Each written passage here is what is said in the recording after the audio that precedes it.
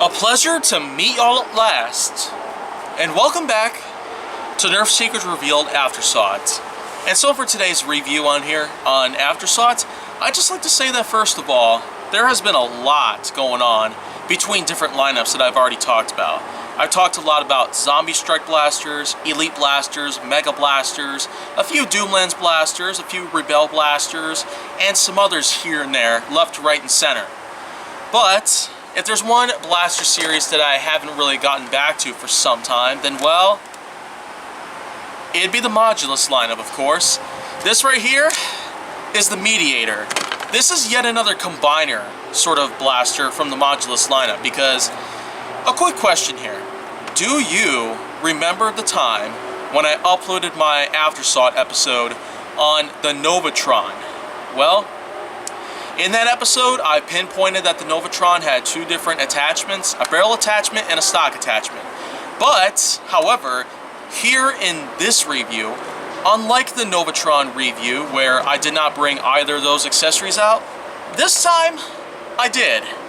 So, combine both of these parts together, and here we have the Novatron Supreme's, like, younger brother, the Mediator XL. I can say for sure, this is something that is pretty amazing. I mean, this looks pretty good. I mean, without an optic though, it kind of looks a little silly. So, that's where this baby comes in to play.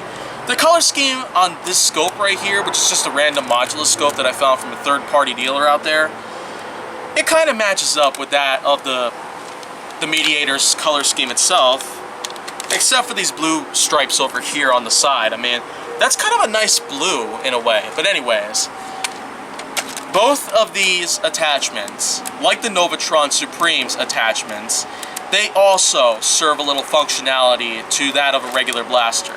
This is the stock attachment, which consists of a double strike reskin. If you don't remember that Zombie Strike Blaster, then well, this is it, but made for the Modulus lineup. It doesn't officially have a name though, so I just call it the Opposer. Maybe I'll talk more about this blaster on its own some other time, but you know what? For now, it could just stay right back in here. Although, while I'm right here in the stock, I will say that there's also a little storage compartment with 2 extra darts. Probably meant for the Opposer since, well, it does make sense, right? It's 2 darts, 2 barrels in the Opposer, so that's 4 darts you could use on it. And then, of course, there's the barrel attachment, which, again, I don't really have a specific name, so that's why I just call it something different. This is called the standoff, and basically speaking, well, this is pretty much all it does. You pump the blaster itself and then press this button on the side to fire 3 darts at once, like a nice shotgun blast. Kind of like that of a Master Key, if you've ever played any Call of Duty games like I have. But this mainly does serve as the barrel extension for that of the Mediator itself. Honestly, it looks pretty good.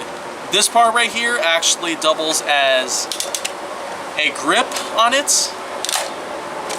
But anyways, this review is just mainly about the Mediator itself. Like I've said, I will get to both of these some other time.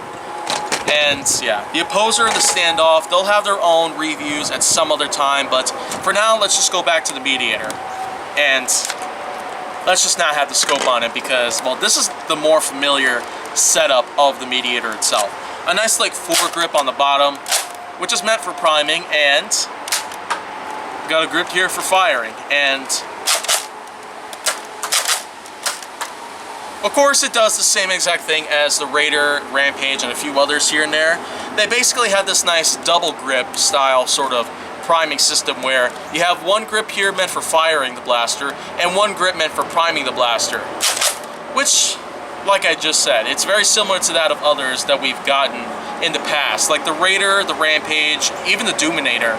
But the Mediator, of course, is one of a kind because just like those, actually, you could also do slam fire. Yeah. I will say for sure that the slam fire does pretty good with this blaster right here.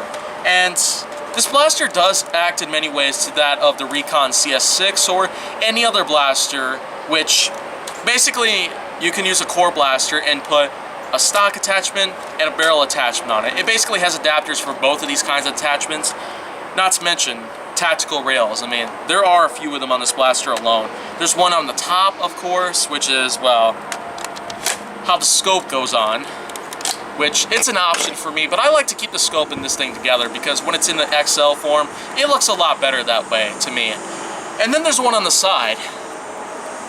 I guess you probably could put something like a dart storage attachment because, well, even though the stock attachment does, with the opposer, you can get like 4 darts in it at the same time.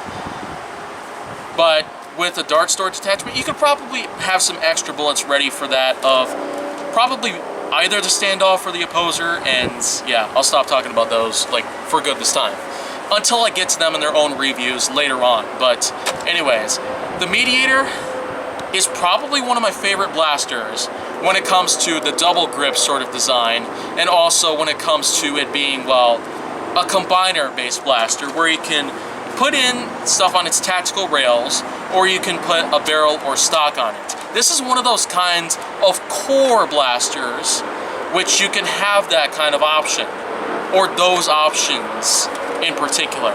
However, one more test. I want to see if its score can get improved, even though it's already up there pretty high. But let's just do it anyway. Let's have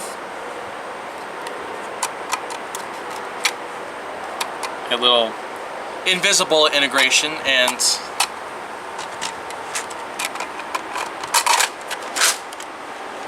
let's just see where it goes.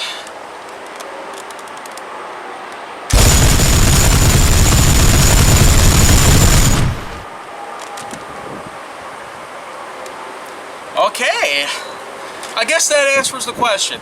Apparently, the invisible integration process for the Mediator itself is just amazing. I mean, the sound that was coming out of it kind of reminds me of Transformers Dark of the Moon and all of its assault rifle based sound effects, especially in the game, which I had on Xbox 360 at one point. I mean, like, listen to this.